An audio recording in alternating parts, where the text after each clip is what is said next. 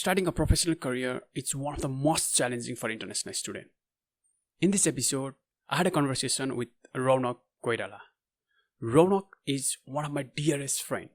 He already had an experience of working in National Australia Bank as an analyst. Currently, he's working in Durham corporations as a client service officer. In this episode, he reflected about his journey regarding how he started looking for opportunities, how he started looking for that first professional job. And even after getting hundreds of rejections from his application, he just kept on looking for more opportunities. He shared about how he kept motivated, how he kept inspiring for just to get that first job in his career in Sydney. And he also shared about some of his mistake that he did during that process. So, Raunak Koirala on Sydney Reflect.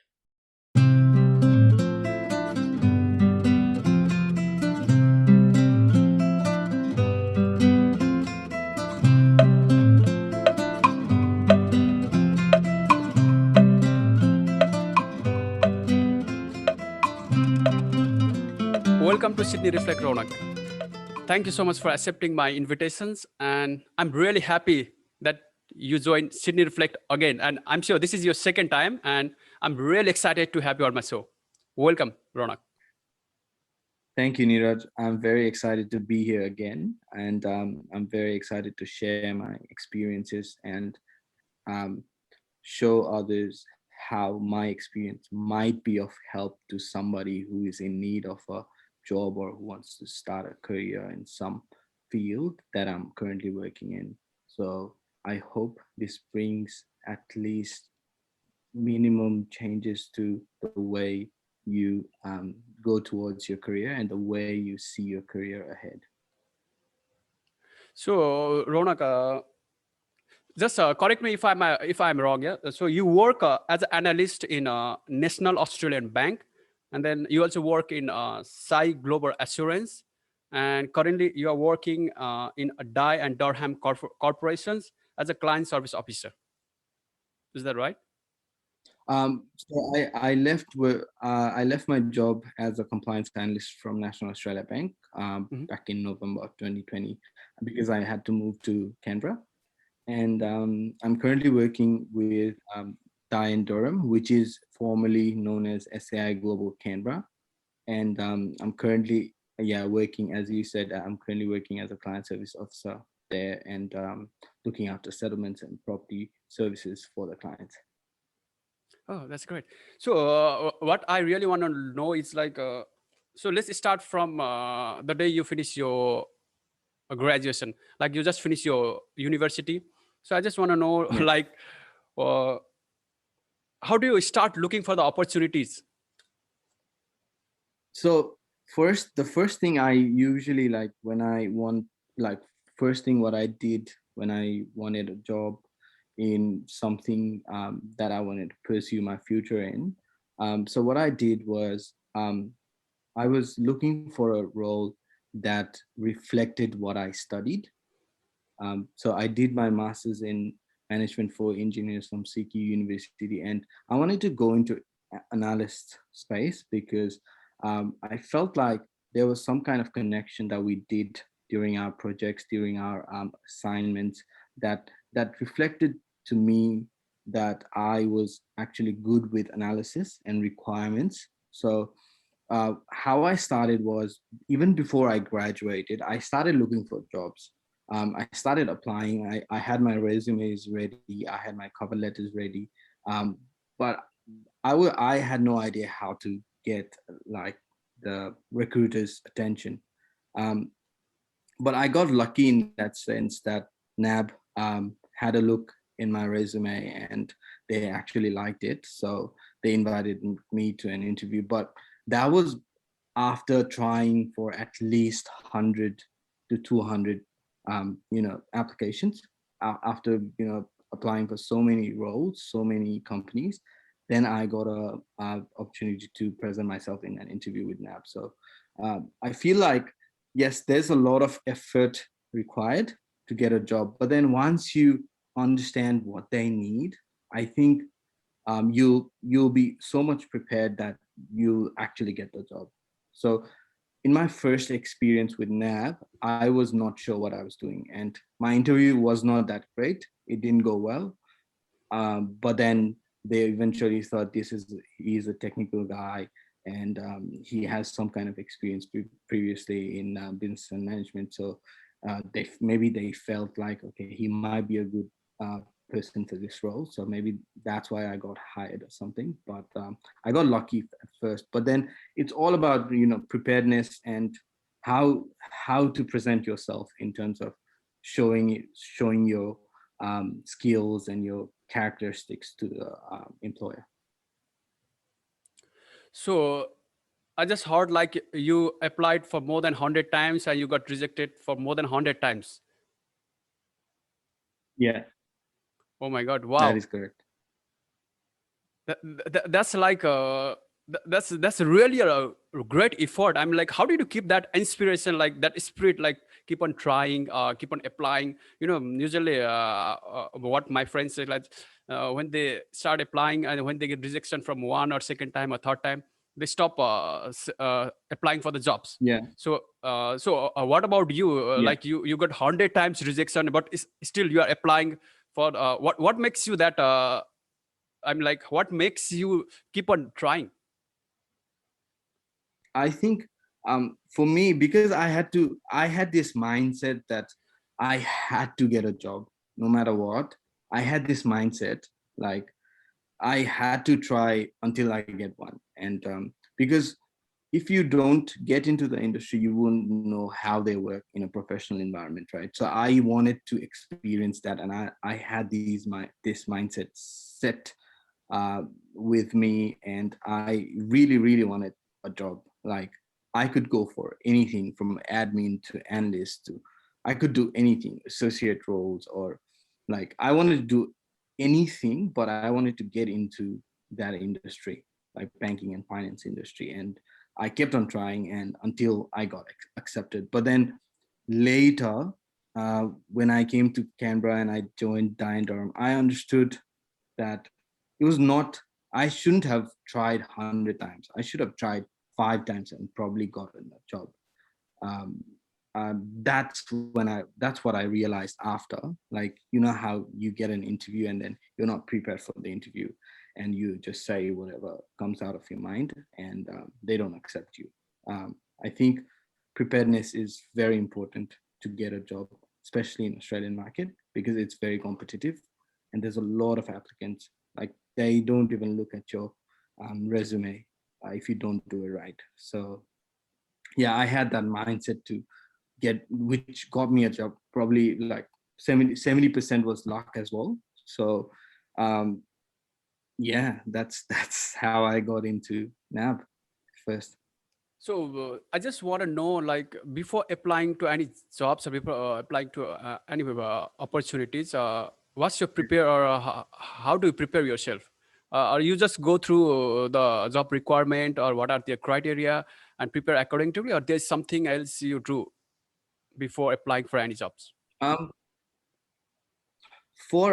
so before I apply for a job, I usually search for roles that I want to do first. The first point is I would not go for anything now.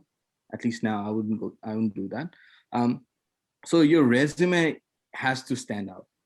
There are thousands of applicants every jobs, so your resume has to stand out. And most of the companies, they use some sort of software to analyze those keywords in your resume. For example, if you're applying for a coordinator role, a project coordinator role, they will be looking for something that says project coordination, handled stakeholder management, team communication, quality control. So that sort of small details, small keywords, that's what makes your resume um, stand out in thousands of applications. So once that process goes through, then the HR team actually sees the resume and, okay, if that person has a relevant experience in that relevant role, then they would call you or email you saying, okay, you've been accepted. So I think the first thing to do is get your resumes right.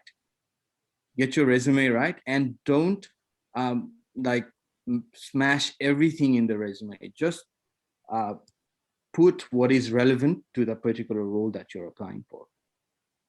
And cover letter is very important. Cover letter for me would be something that shows your extraordinariness, you know, like for example, in my cover letter, what I would show is in 2019, I was working with NAB and I developed a dashboard that showed data analysis and which helped senior management to get their executive decisions right. So I would I would keep it very simple and sweet, but then I would actually showcase my achievement when I was working in that particular role, and that achievement has to match what the criteria for the job description is. So I would see the job description and I would see the job role, and then I would edit my resume accordingly, and then I would edit my cover letter accordingly. I wouldn't go for a generalized, resume or generalized cover letter. It has to be very tailored cover letter and resume so that they can see that you've done actually something in that particular field. Yeah, that's right.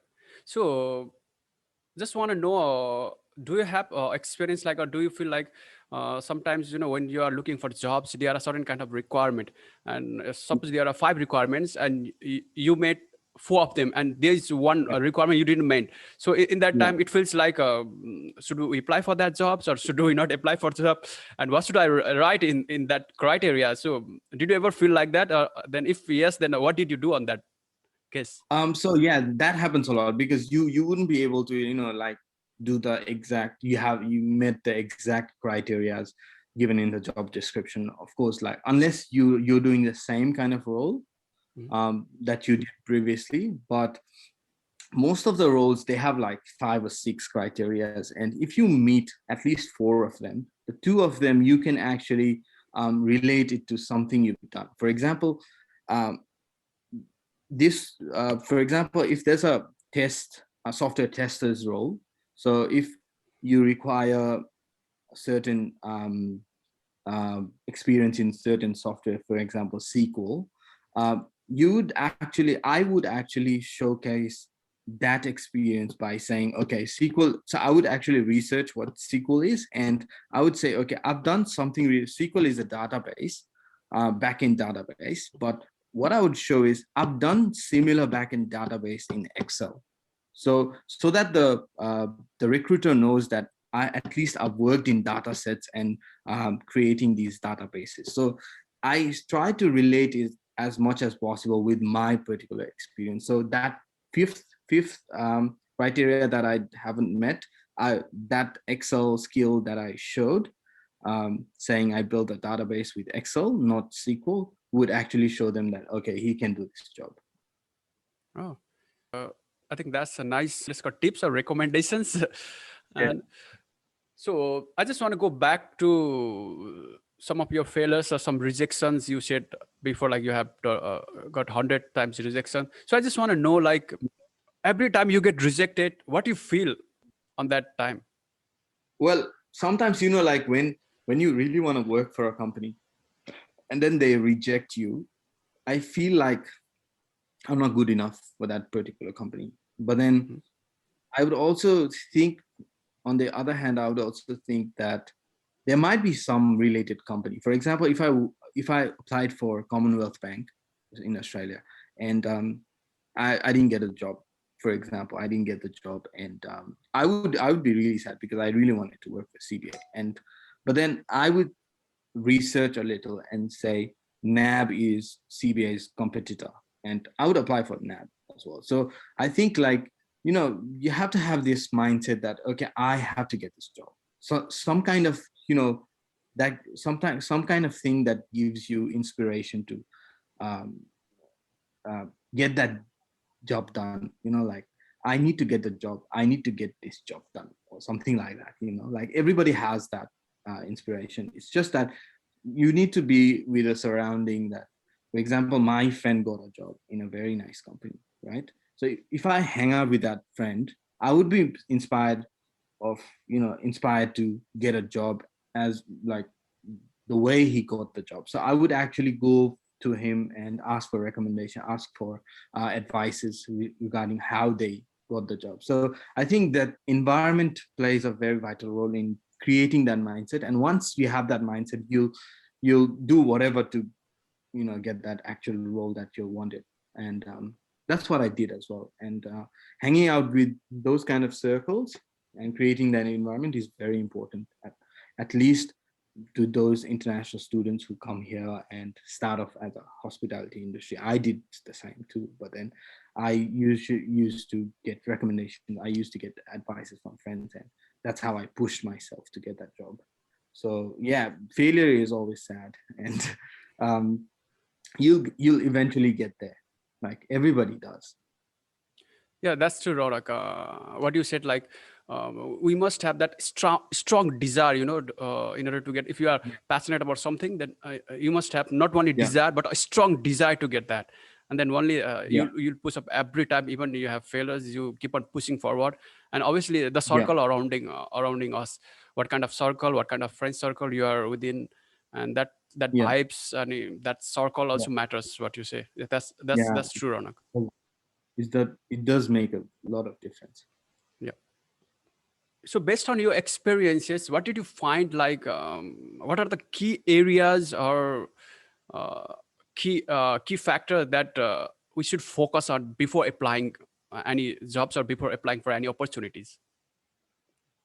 Um, so I would say if you want a role as a software tester, same example, you'd obviously have to have a certain desire to get that role, right? And getting the resume right, as I talked before, resumes with keywords, and resume has to be like something that shows you've done something, you've achieved um, some kind of achievement that you did in your past work or something like that. For example, if you come from a hospitality industry and you wanted an office job, hospitality also, there's a lot of different skills, transferable skills that you can use in office jobs as well. For example, if you were commended by a client, a customer, saying you give very good customer service, right? You can put that in your resume, saying I used to get these people, uh, I used to get a lot of appreciation from all these customers saying I had good customer skills. So that is a transferable skill, and you can use that in your resume. And that's how you get into an office job. And once you get into that office job, you can you can further show what you've done in office. But for hospitality or for something other industries that people who are trying to get into office roles, I think those small things matter. And getting your resume right, putting all of the transferable skills in the resume, getting a cover letter right, you can put all the transfer, you can show how you had proper customer service, or how you resolved a client issue or customer's issue, how you used to manage your time while cooking and serving the customer. Those kind of smallest thing matters when you're first applying for a role. And second thing I would do mostly is I would tailor my cover letter as per the job description. I wouldn't go for a management role or a senior consultant role, right? I would start from the bottom, but then I would show that, okay, I did hospitality and I did all these, I do have all these transferable skills. So I would show them accordingly in the CV and in the cover letter, and I would present myself. Instead of applying for 100 jobs, apply for one job, but do it right. Put all your effort in one role, do it right. Second day, do the same thing. Find a job that you want to do, and then put uh, edit your resume and CV accordingly and apply for it. So that's how it's going to work. Otherwise, it's very hard to get into industry, and that would help you. I know it's a lot of effort. I know you have to, create a lot of folders. I applied for this. I had an Excel sheet saying, okay, I applied for this job, and I applied on this date, and I wrote this. Second job, I applied for. So I have a whole data sheet that showed which companies I applied for and which companies I got rejected from. So I would cross it once they reject me. So, like you have to put some kind of effort into it. And once you get in, you'll get a hold of how they do things, how they hire people. Oh, wow, that's a lot of effort, and I think you have done lots of effort and hard work during your looking for opportunities. Yeah, it is like nobody will come to you and give you a job unless you are like a brilliant mastermind. Like we are average people, so Yeah. at least I am average person, so I would have to at least do my part to get a job. So that's how I used to do it. Apply one. I don't apply to 10 or 20 per day. Apply one, but do it right. So you just said Does that make sense? yeah, that absolutely makes sense. What you just said is about CV and cover letter making it right. I think there's what I mean to say is like writing. Since CV and resume is all about writing, I think we should also have that writing skills. What do you say on it? I'm like, Absolutely correct. Cover letters for me has to be a story. Cover letter should be very exciting. Like for example, if I'm working in hospitality, if I'm applying for an office job and it's an admin role, for example, I would actually make a story. I would actually showcase a story that I had during my hospitality role. um, I would show them as, okay, this customer came in, and I greeted them, I served them, they appreciated it, I gave them complimentary food or complimentary drinks.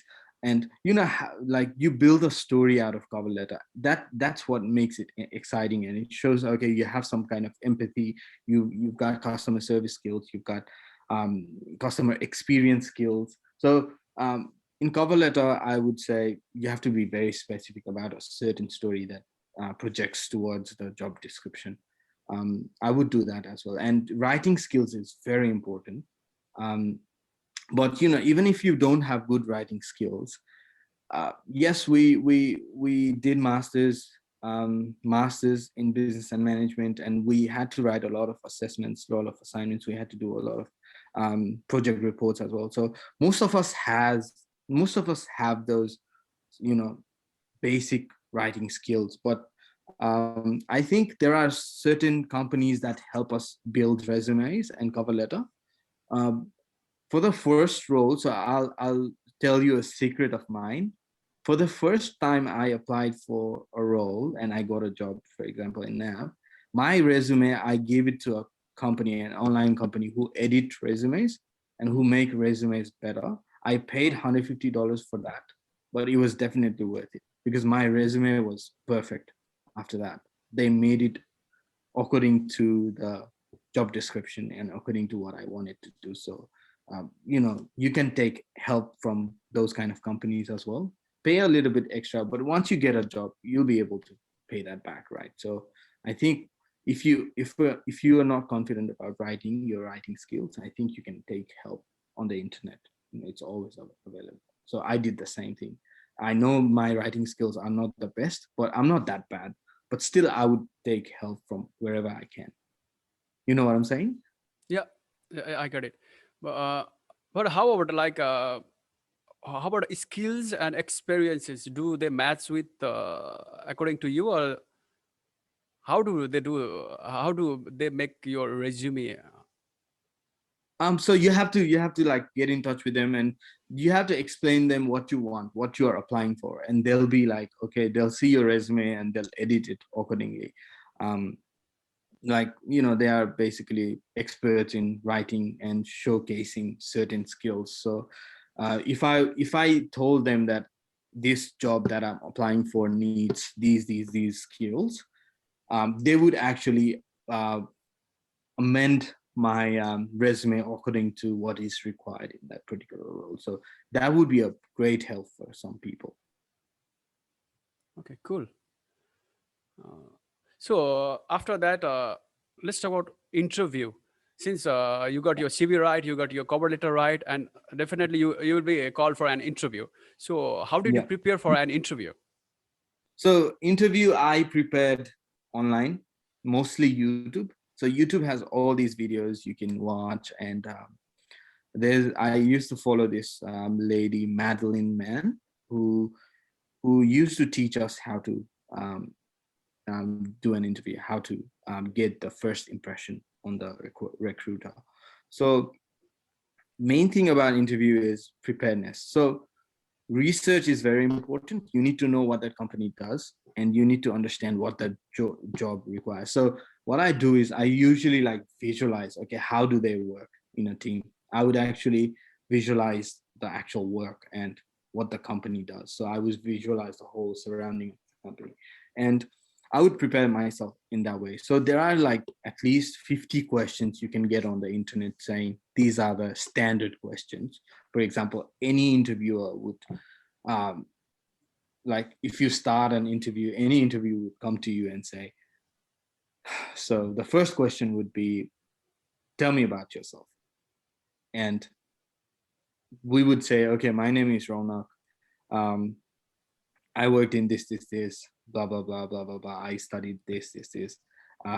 So that's our standard reply. But when I prepared for interviews, I would have certain format that I would say. For example, I would introduce myself.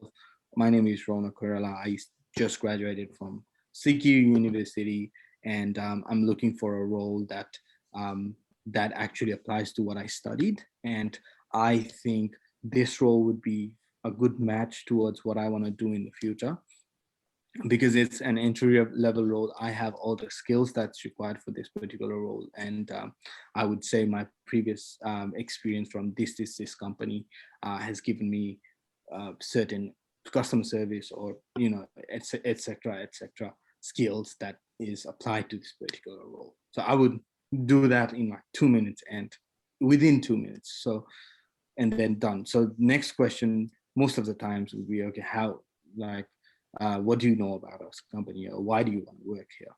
So I would go like, I heard about your company, this, and your company has been acquiring different companies, or, I would actually research before I go. And so you have to be prepared with those certain set of questions. So some interviews can be like 10 minutes. They're like, okay, why do you want to work here? What's your salary expectation? Or um, uh, how do you know that you're good at this role, or why should we hire you? Some sort of question. But some interviews are more extreme. They ask for behavioral type of questions, which includes, how would you react if you're not having a good relationship with your colleague, and you're not able to work in that environment? How would you go ahead and solve the problem? Or if the client is angry, what would you do? So that kind of behavioral question you have to prepare as well. So that kind of preparedness is very important before you go on interview. I've seen a lot of people who don't prepare at all, and they just go to the interview, and you know they just talk about whatever they want to talk about. So I think that is bad, because interviewers have to interview tens and 15s of people, so they have certain time, and you have to be very concise with your answers as well. And for example, tell me about yourself would be, for me, would be less than 2 minutes. Another question, less than 1 minute. So you have to be very prepared before you go. I think that's how you nail interviews, and that's how you get the job. um, because most of the other people might not be prepared for that actual role. So that's what experts in HR industries, that's what they recommend. You have to be very concise, and you have to prepare yourself before you go to an interview. Yeah, absolutely, Ronak. Yeah, we have to prepare for the interview, and I think we need to be prepared, and Yeah. we need to practice a lot before we go for the interviews. But I just want to know more about, like, do you Yeah. usually write? Do you usually visualize your answer, or do you usually prepare your answer before and just memorize it, or do you just think like, okay, on these questions I will be giving this kind of answers? or for this questions, I will give this type of answers. Do you what do you do on that case? I mean, like, do you write your answers and just try to memorize that answers, or what's your way? I usually write my answers before going to an interview, 2 or 3 days before going to an interview, and I would actually make a format of how would I say things. So the format is very important for me, at least. I have to be very concise with my answers, and it has to match the job description or the question that they ask us. Sorry. Another thing is that what I do is I usually research about the interviewer. So you can go to LinkedIn or any other social media and see what the recruiter likes, see what they are about, see how they communicate with people. So that gives you that gives you a general idea of how they would, so that gives you a bit of confidence as well, because you've already seen that person, right? And that helps you to connect with that person as well. For example, if a person likes riding horses, the recruiter likes riding horses. I would generally, if the interview has not started, I would generally introduce myself and handshake, and then most of the time in Australian work community, HR teams usually, they want to make the interviewee comfortable as well. So they usually, like, they are very easygoing, and they want to know a little bit of about you out of the job, like not related to the job, but a little bit about yourself as well, and they want to connect with you and make you feel comfortable. So that's when you can say, like, okay, yeah, there was a Melbourne Cup last year or on last month, and I really like watching horse racing. So that's how you make a connection with the HR, and it'll become much more comfortable for you and much more easier for you to communicate with them in the interview as well. So that research of the company, of the person that's hiring you, and the preparedness, the questions, the certain format that I make, that is very helpful for me to answer every question. And I usually have, like, I'm usually prepared for an interview. I practice them at least 10 to 15 times a day, so that I know in the back of my head that I have to answer in this way, and this question I'll answer this way. So if there's any out of questions, so you can practice 50 questions, and then 20 questions they'll ask you from that particular set. So you can find it in the internet, but if there's like any extra question, you have to make your own. You have to be creative in that sense. But if you're comfortable with that person, I think anybody can be creative as well, and have a creative answer to the recruiter. So Raunak, you have been, I think, a lot of interviews. So you have given a lot of interviews. So I just want to know what your experience is regarding what are the companies looking for in applicants. So it's all based on the particular job description. I know most of the time, like, the job description might be vague, but you have to research a little about what they want in particular. For example, same example as before, software tester. You can go in the internet and search for, okay, software testers. You can go in the internet and search for job description for software testers and see what they want. So if this company advertised a role for software tester, I would read each and every line carefully, and then I would go to the internet and then search for other software tested job descriptions. So that would help me understand, okay, what kind of role what kind of job I'll be doing, what sort of skills I should have to apply for this role. So that gives me the general idea, of what role what kind of person that recruiter is looking for. So the research is everything for interview, to prepare for an interview. So there's skills, there's qualifications, and there is experience. So based on your Yeah. experience, which one is most important? I'm like, what's your take on this one?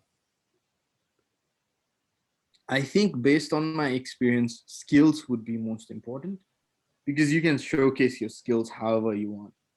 And if you can communicate to people, that's the communication skills, right? If you can communicate to people, meaning most of the times, most of the jobs require some kind of communication, whether it be communicating with the manager, communicating with the client, communicating with your colleagues. So skills, I think my opinion would be skills are more important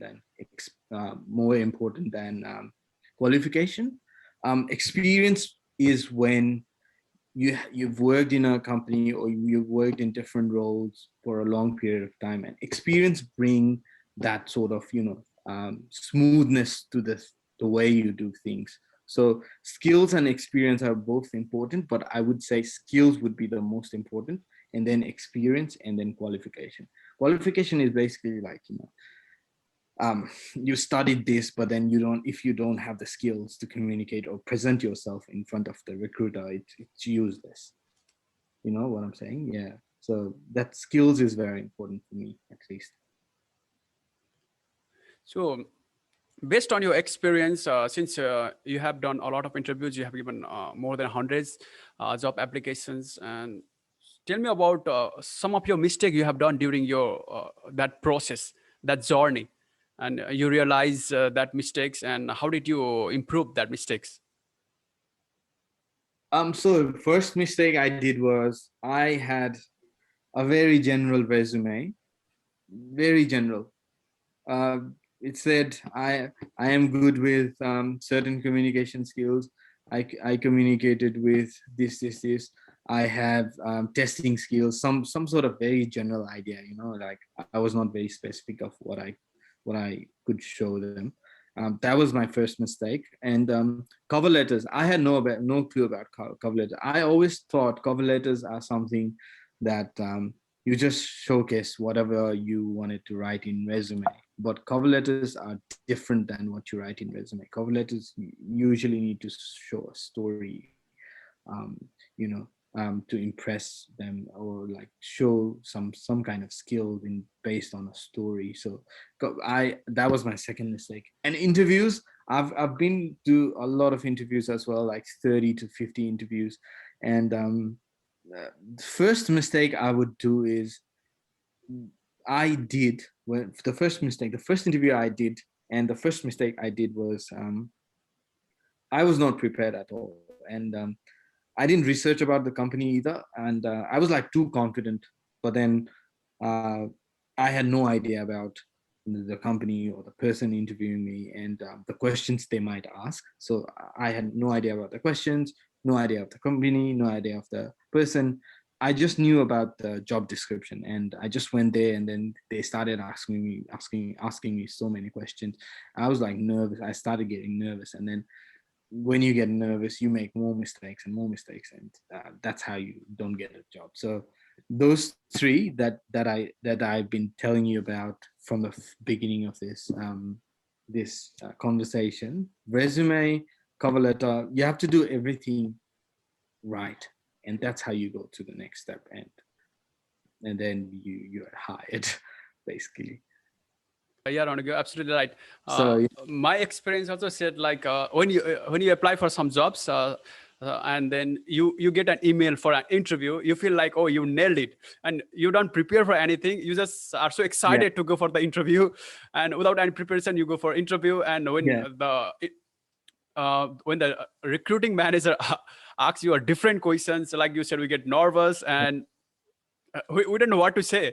And then yeah, we realize that we didn't practice, or we are not prepared for these jobs at all. yeah, And yeah. that's what what I feel as well. Yeah, it happens to a lot of people. It happened to me as well. And that's how you learn from your mistakes, Yeah. right? Like once you make a mistake, you have to analyze the situation, saying, okay, this is what I did wrong, and this is what I did right. So after, even now, I'm not the best interviewee I'm not even 50% best interviewee. I'm probably in 20%. But what I would do is I would write down something about, okay, what went right and what went wrong. What did I do right after giving the interview, after coming home? I would actually write down all these points, saying what did I do right and what did I do wrong. What do I think I did all wrong in the interview that I just did. So um, if you write those, you'll know that next time, okay, I'm not gonna do this wrong. I'm gonna make it right. So once you keep all the wrongdoings into the right field, then you'll start, okay, I'm getting better at interviews and I think I can nail interviews. So your reflection, self-reflection of your interview is very important. Even if you didn't get the job, you have to reflect about the wrongs and the rights. Yeah, well, that's a better best advice, I think, and that's what I'm doing right now. I mean, regarding this podcast, I watched my podcast, Yeah, and every time I watch my podcast, I just keep on looking like what thing I did good and what thing I did bad. I'm like, what things I need to improve. yeah, So I think that's helping me a lot as well. Whatever you say, like I think yeah. we should It does. write It down. very, Unless we write down, we keep on forgetting on that.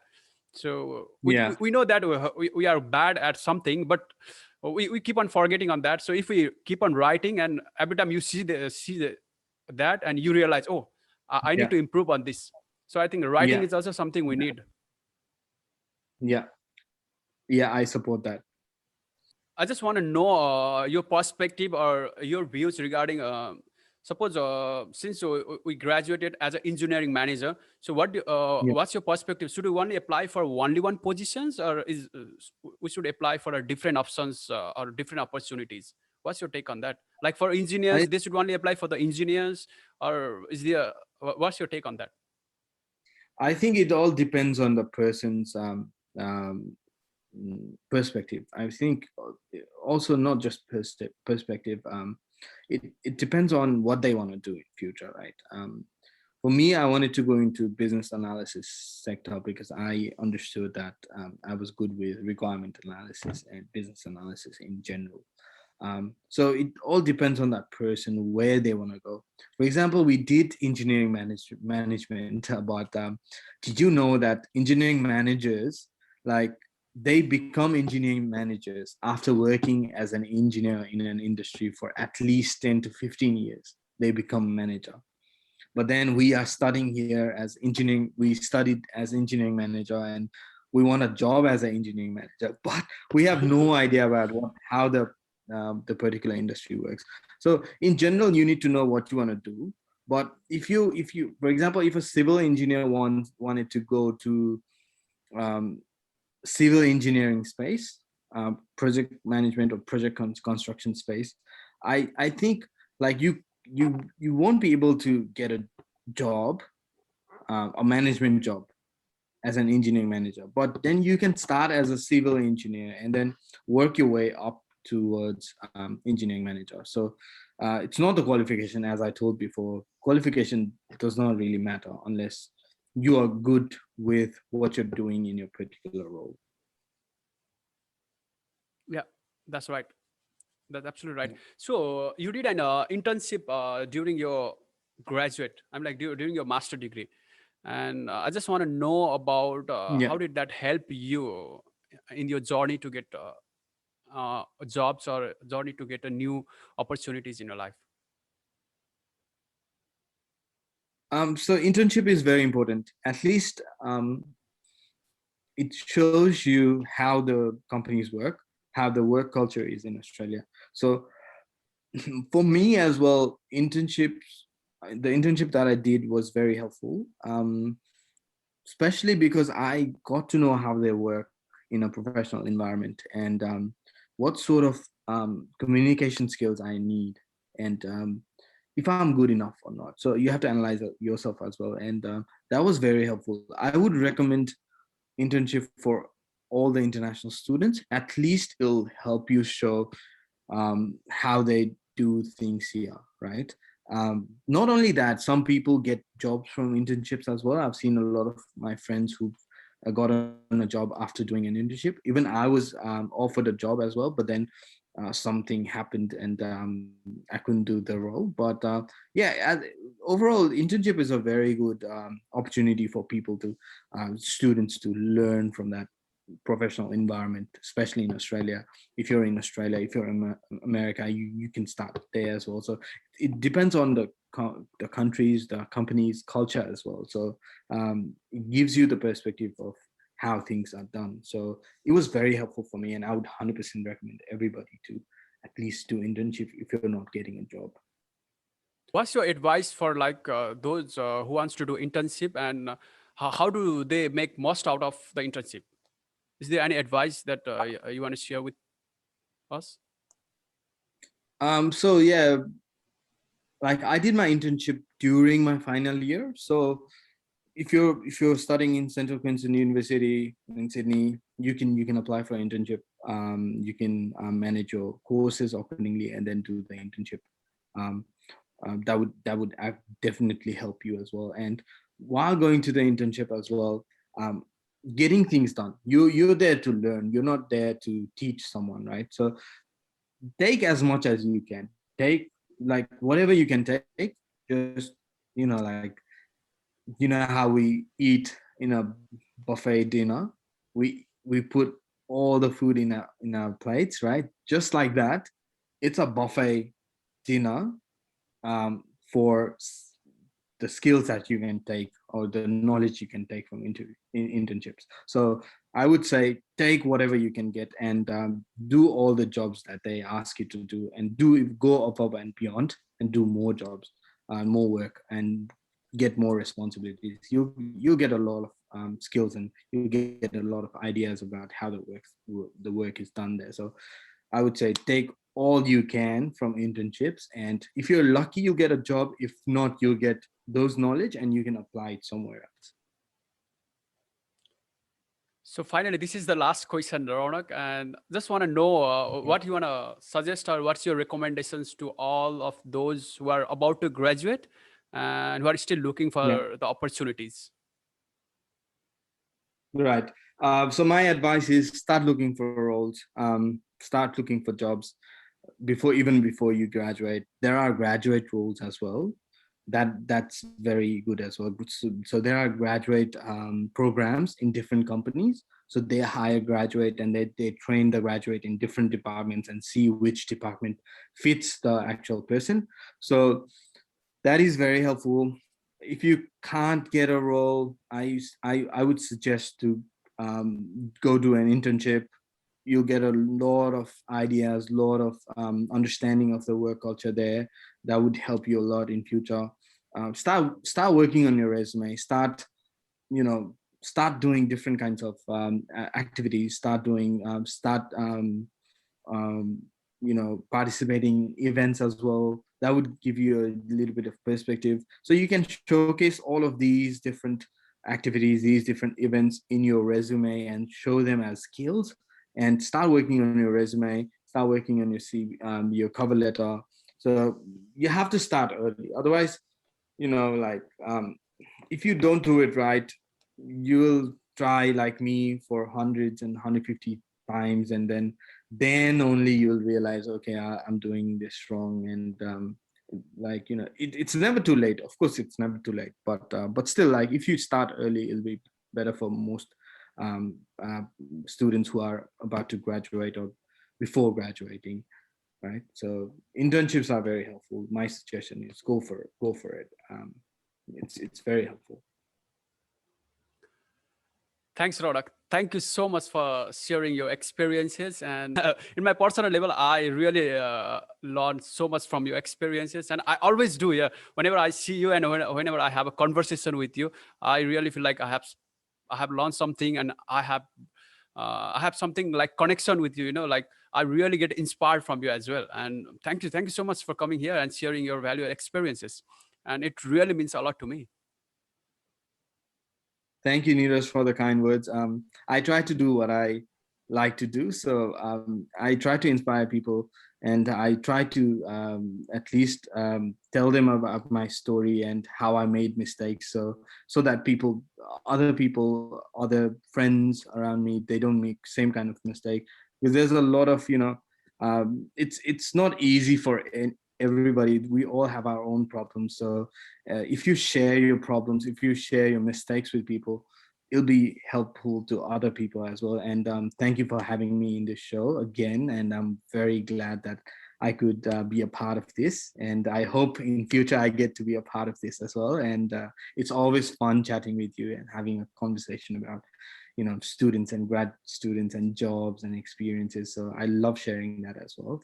And all the best to you. You're doing a great job, and you inspire me as well, because I don't know how you keep on going with different activities, but I would want to be in a position where you are. Like, I want to be more active in terms of these different activities that you do as well. So thank you for having me, Neeraj. And thank you, Raunak, once again. Thank you.